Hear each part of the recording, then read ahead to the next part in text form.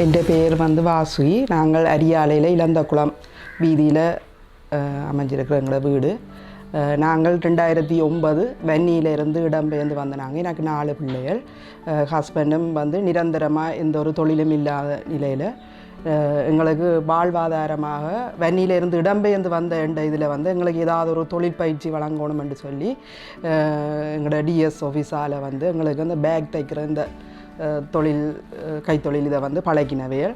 அப்போ அது பழக்கினது மட்டும் இல்லாமல் இப்போ எங்களுக்கு தொழிலை செய்கிறதுக்காக ஒரு இந்த தையல் மெஷின் ஒன்றும் எங்களுக்கு வழங்கி இருந்தவே. அப்போ அதனால் நாங்கள் அந்த பேக் தைக்கிற வேலையை செய்து கொண்டு வந்த நாங்கள்.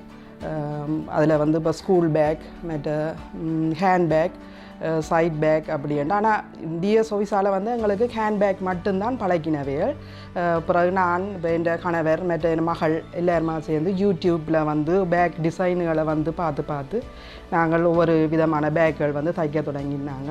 இப்போ அது வெற்றிகரமாக நல்ல இதாக போய்கொண்டிருந்து கொரோனா கால பகுதியில் எங்களால் தொடர்ந்து இந்த வேலையை செய்யலாம் இருந்தது என்று சொன்னால் அதுக்கான மூலப்பொருள்களை பெற்றுக்கொள்கிறதுல சரியான கஷ்டம். ஏன்னு சொன்னால் இங்கே யாழ்ப்பாணத்தில் அதுக்கான மூலப்பொருள்கள் விலை கூட. இப்போ நாங்கள் இப்போ கொழும்பு அங்கால பக்கம் இருந்து ஒரு தொகையாக நாங்கள் எடுத்துக்கொண்டு வந்தால் நல்ல முறையில் அது செய்யலாம்ண்டு. அப்போ எங்களுக்கு மூலதனம் இப்போ பணம் அந்தளவில் எங்களுக்கு இருக்கையில் அப்போ ஒரு அளவான இதாக தான் நாங்கள் செய்து கொண்டிருந்தாங்க. இடையில் அந்த குண்டுவெடிப்பு சம்பவம் நடந்ததில் இப்போ எங்களால் ஒரு தொழிலும் செய்ய இல்லாமல் ஒரு சூழல் வந்தது. அப்போ நாங்கள் உடனடியாக இந்த பொலித்தீன் பேக் கட்டாயம் ஸ்கூல் பிள்ளைகள் பாவிக்கணுமென்றபடியாக அந்த பொலித்தீன் பேக் தைக்க தொடங்கினோம். தைச்சு கடைகளுக்கு நாங்கள் இப்போ அது ஆயிரக்கணக்கில் கொடுக்க தொடங்கினாங்க. இப்போ நாங்கள் 3 பேர் இருந்து தைச்ச நாங்கள். பிறகு வேறு வெளியாக்களையும் கூப்பிட்டு நாங்கள் அந்த வேலையை செய்து கொண்டிருந்தோம். அது ஒரு குறிப்பிட்ட கால பகுதி தான். இப்போ அதில் இப்போ தைச்சதில் எங்களுக்கு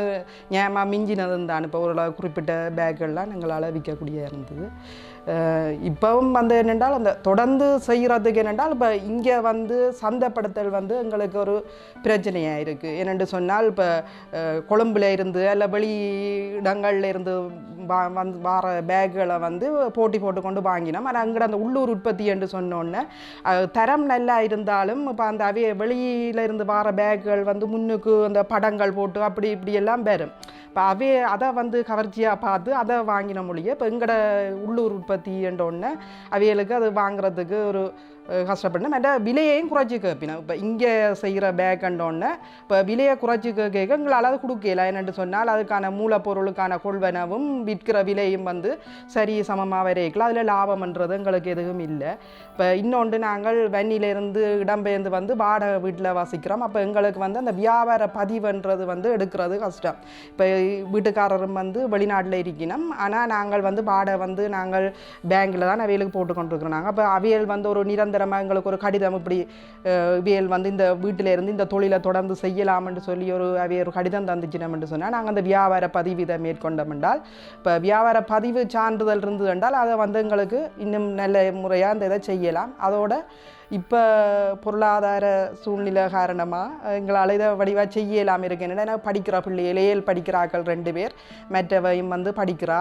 அப்போ அந்த படிப்பு செலவு பொருட்கள் வாங்குறதுன்ற எல்லாமே கஷ்டமாக இருக்குது. அப்போ எங்களுக்கு எதை செய்கிறது? இப்போ லோன் எடுத்தால் லோன் காசை நாங்கள் கட்டுறதா குடும்பத்தை பார்க்குறதான்னு சொல்லி சரியான ஒரு சிக்கலாக இருக்குது. அதனால் இதை வெற்றிகரமாக எங்களால் கொண்டு நடத்த இல்லாமல் இருக்குது. உண்மையில் இப்போ நீங்கள் யாரும் எங்களுக்கு இதை செய்கிறதுக்கான உதவி செய்வீங்களாக இருந்தால் இப்போ இந்த தொழில் நாங்கள் 3 பேர், இப்போ நான் மகள் ஹஸ்பண்டும் எங்களுக்கு உதவி செய்வார். நல்ல விதத்தில் இந்த தொழிலை செய்கிறதுக்கு உங்களால் முடிஞ்ச எதுவும் உதவி செய்ய முடிஞ்சால் எங்களுக்கு அது சந்தோஷம். எங்களோட வாழ்க்கையை நாங்கள் முன்னேற்றி கொண்டு போகிறதுக்கு எங்களுக்கு அது உதவியாக இருக்குது. இப்போ நாங்கள் இந்த செய்து கொண்டிருக்கிற இந்த பேக் தைக்கிற தொழிலை இன்னும் நல்ல விதமாக நாங்கள் செய்கிறோன்னு சொன்னால் இப்போ நாங்கள் இப்போ இந்த நாங்கள் இருக்கிற இடம் எங்களோட சந்தைப்படுத்தலுக்குரிய சரியான இடமெண்டு இல்லை. இப்போ ஒரு கடை ஒன்று எடுத்து அதில் இப்போ தையல் மெஷின் ஒரு 2-3 பார்வைக்கு போட்டால் தான் சனம் பெறும். இப்போ ஒரு மெஷினை மட்டும் வச்சு கொண்டு நாங்கள் அதை செய்து கொண்டு இருக்கலாது. அப்போ அதே நேரம் இப்போ தொழில் தேடி இருக்கிற பெண்கள் அவையல் கஷ்டப்படுற பெண்கள் 2-3 பேர் அப்படி நாங்கள் இணைச்சு இந்த தொழிலை நல்ல மாதிரி செய்கிறேன்னு சொன்னால் அதற்கான மூலதனம் இதுகள் எங்களுக்கு தேவைப்படுது.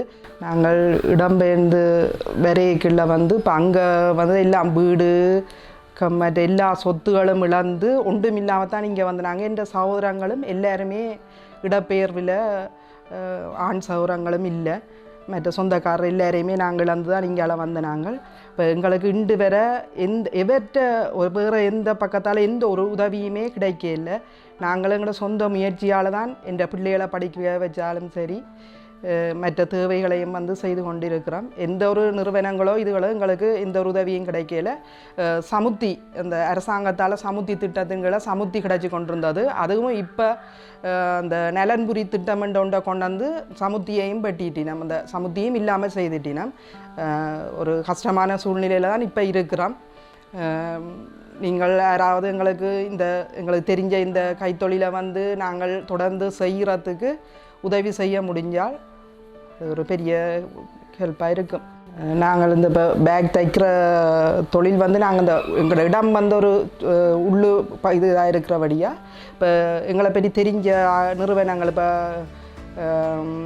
மாதர் சங்கம் மற்றது அப்படியான நிறுவனங்கள் தொகையாய்ப்பாகவே சிறுவர் பாடசாலைகளுக்குரிய பேக்குகள் தைக்கிறதுக்கு எங்கள்கிட்ட தர்ற வேலை. அப்போ நாங்கள் அது பெரிய அளவில் 2-3 தரம் நாங்கள் செய்து கொடுத்துருக்குறோம். அப்போ அப்படியான ஓர்டர்கள் எங்களுக்கு தொடர்ந்து வருமண்டில்லை. ஆனால் இப்போ நாங்கள் தைக்கிற இந்த வேலை இப்போ நாங்கள் வர்த்தக மையம், அதாவது யாழ்ப்பாண டவுனுக்குள்ளே எங்களுக்கு ஒரு கடை இருக்குமென்று சொன்னால் அதில் நாங்கள் இப்போ பெண்கள், இப்போ கணவனை இழந்த பெண்கள் இருக்கணும், இப்போ வேலையும் நாங்கள் சேர்த்து இந்த எதிர்காலத்தில் இந்த தைக்கிற வேலையை நல்ல ஒரு இதாக